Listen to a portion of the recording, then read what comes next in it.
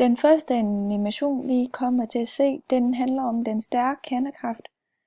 Her kigger vi på et heliumatom, hvor der er på den øverste skalle, der er 2 elektroner. Og ind i atomkernen, så der er 2, det orange, den symboliserer 2 protoner, og det blå, det symboliserer 2 neutroner. To protoner kan farstøde fra hinanden, fordi det har 2 positive ladning, men både neutron og elektroner kan, både proton og neutroner kan binde sammen, fordi den har hjælp af den stærke kernekraft, og inde i de kvarker, inde i proton og neutroner, det er partikler,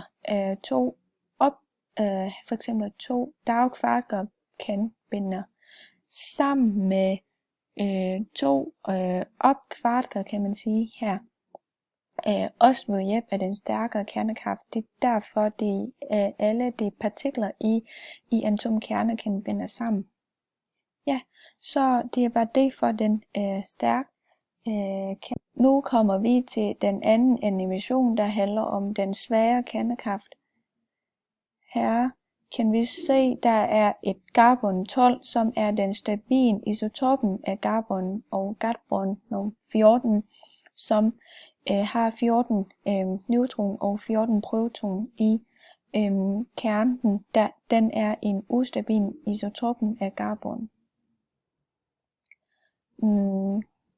Igen, den blå, den symboliserer for neutron.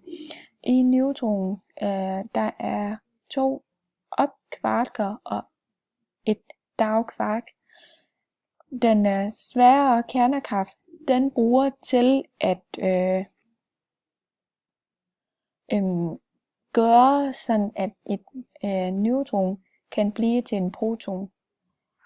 Og her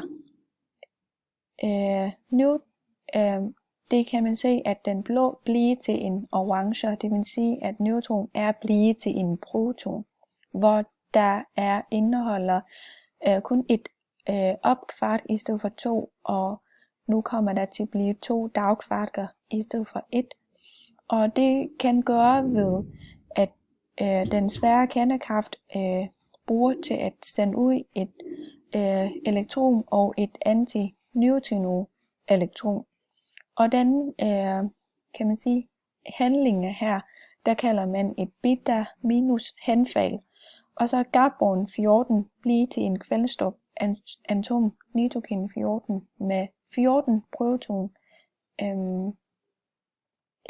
i atomkernen. Ja, det var det for den svære kernekraft.